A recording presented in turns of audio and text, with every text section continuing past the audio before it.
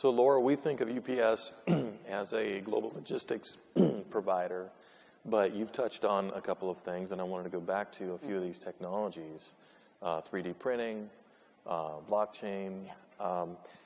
You work with big companies, but you also work with a lot of small companies. How are you employing these technologies to serve all of your customers? And what are the things that you're investing in these technologies that are really changing the company? And I think Judy was touching on it. We may be a logistics company, but at our heart, we have to be a technology company that is really invested in using technology in all kinds of innovative ways. And in fact, we invest about $1 billion every year into our smart logistics network, trying to find new ways to better serve our customers. And so a couple of the examples that come to mind are, Manny, you were touching on telematics. When I started at UPS, I had to drive undercover for 2 months as a UPS driver. It's probably the only time my mom and dad ever understood what I actually did for a living. Because they're like, oh, great, you're a UPS driver. Finally something we can understand. But telematics was integral to how we ensure that our drivers are safe. And also using telematics and a lot of the data we collect as our drivers are on the routes to figure out the smartest way for them to deliver. We don't want them idling. We don't want them sitting at stoplights. We want them delivering as quickly and as efficiently as they possibly can. And so technology is a way that we have been using telematics and our route optimizing network to be able to deliver better, especially for our small and medium-sized customers. We want to be able to deliver in the most cost-effective way possible. If we take time and delays out of the equation, all to the better for the people that we're delivering for. Second example is that example of 3D printing, and you were talking about it, Judy, that it's a way for us to help our customers, particularly those that are innovating in new ways, to be able to cut down on the costs of that manufacturing process.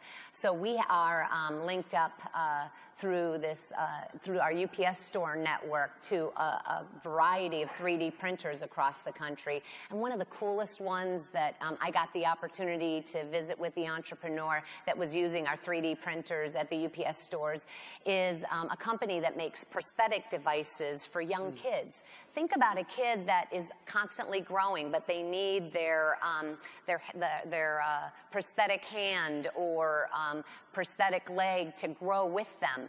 3D printing is a cool new way to be able to grow with the kid, but take the cost that sometimes goes with producing that product out of the equation. And UPS is partnering with companies in those kinds of ways using 3D printing. Another example, blockchain. You were talking about in the energy context. We think about it in the terms of crossing borders, customs possibilities.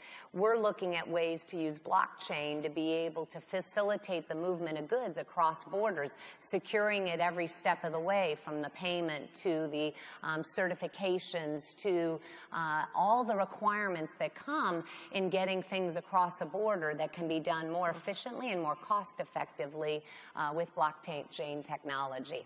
And the last is probably one of the ones that's most near and dear to my heart, and it's one that is being deployed overseas right now. If you read my bio, you know my background. I served at the American Embassy in Kigali, Rwanda during the genocide, during probably one of the most horrific times in Rwandan history, and I think for the world in terms of what happened in that country. Fast forward 22 years, I got to go back with UPS, where we launched the very first drone delivery service. And what are we doing in Rwanda? We're delivering life-saving blood and medicines in 15 minutes or less to clinics across Rwanda. One of the leading causes of death in Rwanda is actually postpartum hemorrhaging. So can you imagine as a mother giving birth to your child and then being told, kiss your baby goodbye because you're not going to make it. We don't have the blood to transfuse for you to be able to save your life. UPS, in partnership with Gavi and Zipline, is now delivering those blood supplies to the remotest of clinics. And here's the really cool part. We're doing it for $1 a delivery. Talk about a life-saving service that's really making a difference. How proud I was to go with UPS and say, well, this time we're bringing innovation that's going to save lives. But those are examples of where these cool new technologies in very cost-effective ways can make a difference for small and medium-sized companies or make a difference in the grand scheme of things in terms of saving lives.